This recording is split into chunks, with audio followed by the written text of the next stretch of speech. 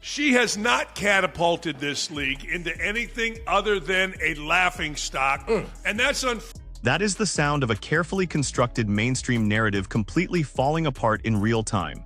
For months, the establishment sports media has tried to paint a picture of perfect harmony, but the cracks are getting too big to ignore. Cathy Engelbert is taking heat from every direction today. I'm assuming she was praying all weekend with her fingers crossed, her toes crossed, hoping that her ditching Dan Patrick would fizzle out over the weekend, and comes Monday, nobody is talking about it. Cathy Engelbert was absolutely banking on the short attention span of the modern news cycle. She canceled her appearance with legendary broadcaster Dan Patrick, reportedly dodging the interview at the very last minute, and the strategy was obvious. Keep your head down, let the weekend pass, and hope that by Monday morning the sports world has moved on to baseball or NFL training camps. But that is the fundamental miscalculation the league keeps making. They are still operating like it is 2019, back when the WNBA existed in a vacuum and nobody in the mainstream media cared enough to hold the commissioner accountable for a botched PR move. Those days are over. You have massive media figures like Colin Cowherd and Dave Portnoy shining a blinding spotlight on the front office. When you are suddenly drawing millions of viewers on network television, you do not get to just skip out on the tough questions and hope the internet forgets. The dodging only amplifies the scrutiny. And as we are about to see, the real reason she is avoiding the microphone has nothing to do with scheduling conflicts, and everything to do with a leadership crisis that is threatening to derail the biggest financial boom the sport has ever seen. We will get to that exact reason shortly, but first, you have to look at the brutal reality check being delivered from the outside. Dan Dakich says the WNBA needs stronger leadership than Cathy Engelbert. They need a male leader. They need a male leader. Let's just call a spade over here. Let's just call a spade over here. The faster the WNBA stops thinking about messages and agenda, and the faster they start worrying about profit, that's the day the WNBA turns into a serious. Dan Dakich pulls the pin and drops the grenade directly on the commissioner's desk. Now the comment about needing a male leader is engineered to cause outrage, and it certainly ruffled feathers across social media. But if you look past the intentional provocation, you hit the absolute core issue plaguing the WNBA front office right now: the battle between the message and the profit. For 28 years, the WNBA operated under a totally different set of rules than any other major professional sports league in North America. They reportedly lost somewhere between $10 and $12 million annually, subsidized entirely by the NBA's massive revenue-sharing structure. Because they were essentially operating on a safety net, the league functioned more like a social cause than a ruthless capitalist sports entertainment product. The front office was allowed to prioritize agendas, public relations messaging, and player comfort over bottom-line revenue because the revenue was never actually the point. It was a tax write-off. Then Caitlin Clark arrived. Suddenly the math changed overnight. Arenas are sold out. Merchandise is backordered for months. Regular season games are outdrawing the Stanley Cup playoffs and Sunday Night Baseball. The WNBA was suddenly thrust into the hyper-competitive billion-dollar arena of mainstream sports entertainment. But instead of pivoting to maximize this unprecedented windfall, the leadership is still acting like an oversized human resources department. They are prioritizing the agenda over the profit, and it is costing them massive leverage in their upcoming television rights negotiations. Fortunate. She has capitulated to the worst among us, bullies. She's afraid to lead, and you cannot be in a leadership position and be afraid to lead. It doesn't matter whether the conversation is officiating. It doesn't matter whether it is bullying Caitlin Clark. It doesn't matter whether or not it is the ongoing drama, whatever that drama is, whether it's the whole lesbian thing, whether it's the whole Caitlin Clark thing. Again, I mentioned officiating, discipline. It has been one public relations failure after another, and it doesn't seem to be ending. That's where I would be with it. I'd be like, all right, is there an end in sight? And the answer is no. Why? Because Cathy Engelbert refuses to lead. One public relations failure after another. That is not hyperbole, that is an objective look at the last few months of the season. The league has repeatedly failed to protect its most valuable asset, and they have failed to control the narrative surrounding the on-court product. When Chicago Sky guard Chennedy Carter hip-checked Caitlin Clark to the hardwood before an inbounds pass, the officials on the floor completely missed the severity of the play. It took the league office an entire day to upgrade the foul to a flagrant, And even then, they released the decision quietly, hoping it would just fade away. When Alyssa Thomas grabbed Clark by the neck and threw her to the ground, there was zero proactive communication from the commissioner's desk. When the entire sports world was debating the Olympic roster snub, Engelbert was nowhere to be found to offer a cohesive explanation or defend the process. It is a total leadership vacuum. Dakich is absolutely right when he says you cannot be in a leadership position and be afraid to lead. In professional sports, controversies are inevitable. Players are going to clash, rivalries are going to cross the line, and the media is going to demand answers. A strong commissioner steps up to the podium, takes the heat, sets the boundaries, and uses the controversy to drive ratings. Instead, the WNBA front office seems paralyzed by the drama, capitulating to the loudest voices in the room and allowing the officiating to become a nightly embarrassment. Sometimes it doesn't work when you're the commissioner of a league that has struggled for 30 years, 28 years, until Caitlin Clark came in year 28, 29, and now 30. This league has been absolute an afterthought. 30 years of struggling, 3 decades of playing in front of sparse crowds in cavernous arenas, flying commercial with zero legroom, and fighting for scraps on obscure cable networks. The historical context here is absolutely vital to understanding why the current incompetence is so frustrating for longtime sports fans. Before this current season, the WNBA was an absolute afterthought in the broader cultural zeitgeist. They had moments of relevance, sure, but nothing that consistently moved the needle. Then you get a generational talent who brings an army of millions of dedicated viewers with her. She brings charter flights to the entire league. She brings multi-million-dollar gate receipts to opposing cities. She brings primetime slots on ABC and CBS. This should have been the easiest victory lap in the history of sports management. All the commissioner had to do was roll out the red carpet, ensure the on-court product was officiated fairly, and count the television money. But instead of capitalizing on this golden goose, there has been zero structural progress from the top down. The league has allowed a toxic culture of resentment to overshadow the basketball. They have let petty grievances dominate the headlines instead of celebrating the fact that the financial drought is finally over. And when you look at how the front office handles basic media obligations, you start to understand why the league was stuck in the mud for nearly 30 years. In the last 3 years, they failed to do so. And Cathy Engelbert, another thing, speaking about her leadership, she's trying to pass this off on the PR. She's trying to blame the PR. Cathy, that even reeks of poor leadership worse.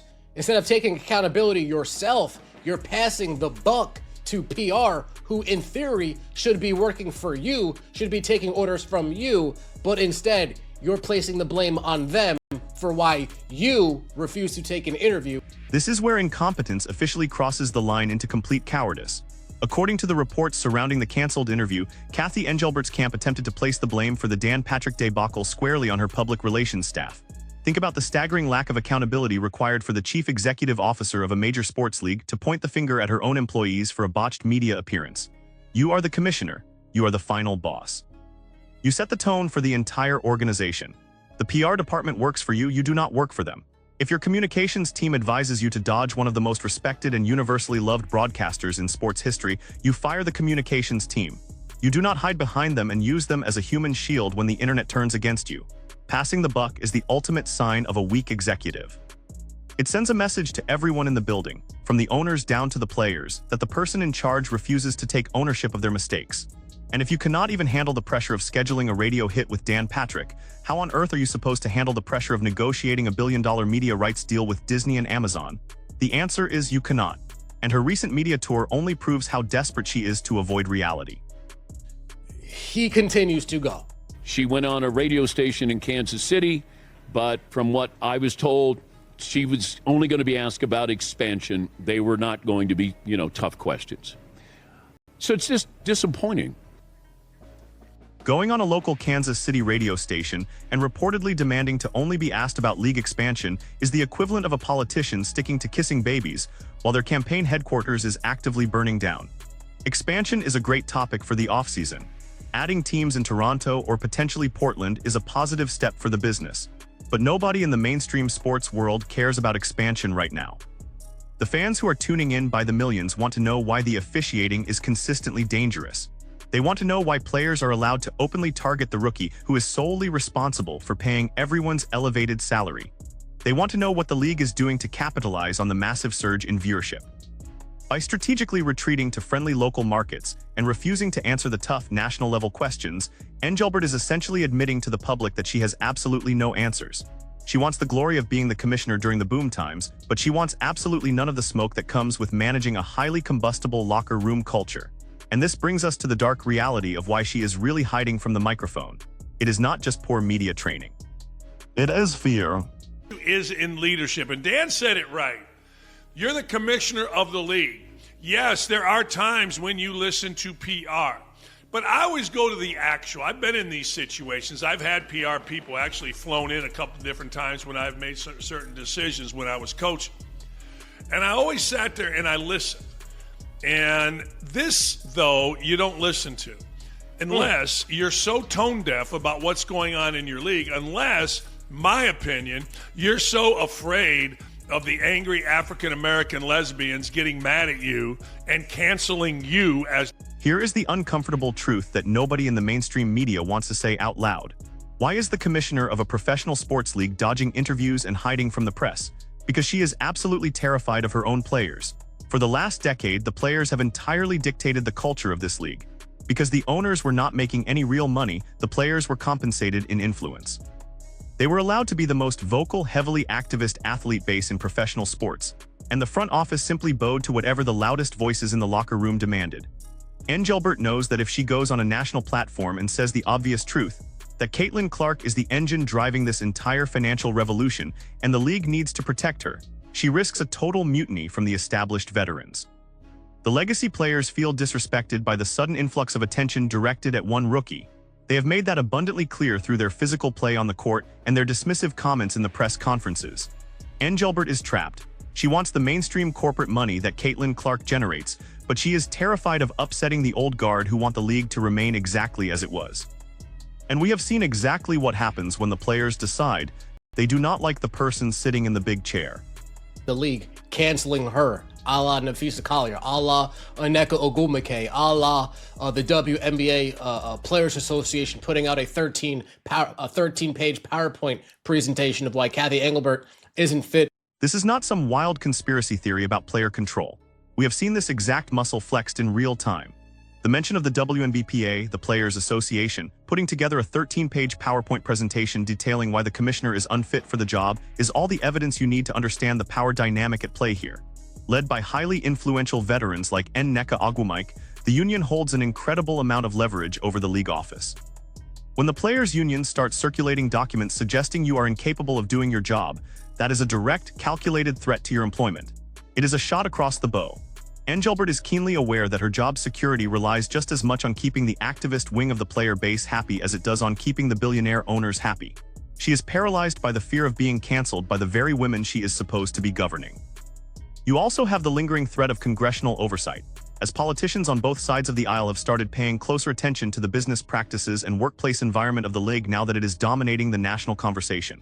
When you are surrounded by threats from the union, pressure from the media, and a spotlight from the government, the natural instinct of a weak leader is to freeze. And if you compare her strategy to the greats of sports management, the difference is staggering. It's a good point. You think Roger Goodell gives a damn? Roger Goodell doesn't care. Roger Goodell understands, I work for the owners. If the players aren't happy, oh well, I work for the owners. That's how David Stern was. I work for the owners. If the players aren't happy, oh well, I work for the owners. Cathy Engelbert. Look at the stark contrast in leadership styles. David Stern literally built the modern NBA into a global empire by ruling the league with an absolute iron fist. When the malice at the palace threatened to destroy the television product in the early 2000s, Stern did not ask the players' union for permission to act. He handed down historic, career-altering suspensions immediately to protect the Shield. He did not care if the players hated him. He worked for the owners and his only job was to protect the revenue stream. Look at Roger Goodell. Goodell has been loudly booed at every single NFL draft for the last 15 years. The fans hate him, the players constantly complain about his disciplinary process, and the media criticizes his inconsistent rulings. Does Roger Goodell care? Absolutely not. He embraces the role of the villain because he understands the fundamental truth of his position. He generates billions upon billions of dollars for the ownership group. Cathy Engelbert operates like a substitute teacher who desperately wants the cool kids in the back of the classroom to invite her to sit at their table. She makes moves as if she reports directly to the players, and as a result, the players treat her with zero respect. Perception is reality in the business world. If you act like you are afraid to enforce the rules, the players are going to push the boundaries until the entire system breaks. And that lack of authority is ruining what should be a historic celebration. All of this negativity, and it's turning the WNBA at the best moment in the history of that league. In the sorry-ass history of that league, it's the best moments they have these last couple years, and it's all because of Caitlin Clark. And you won't show up and try to straighten. Damn, the last 3 years, that's a fact. The last 3 years are the best years that the WNBA has ever. We are nearly a month removed from some of the most egregious physical targeting incidents on the court, and it is still the primary topic of conversation across the sports landscape. That is the definition of a public relations catastrophe. The last 3 years, and specifically the last 6 months, are objectively the most relevant, financially lucrative, and culturally significant moments this league has ever experienced. They finally secured the holy grail of sports business, a generational superstar who transcends the game itself and brings casual viewers into the tent. And instead of riding that wave to a massive new television deal and permanent financial independence, the leadership is actively suppressing their own ceiling by letting the inmates run the asylum. The story is not going away. The spotlight is not going to dim. So here is the choice that has to be made. Will the billionaire owners of the WNBA finally step in, realize the massive financial potential they are squandering, and replace Cathy Engelbert with a ruthless, profit-driven executive? Or will they allow locker room politics and fear of cancel culture to ruin the only real chance this league has ever had at permanent mainstream survival? Let me know what you think down in the comments section. Hit that subscribe button if you want real sports analysis without the corporate filter, and I will see you in the next one.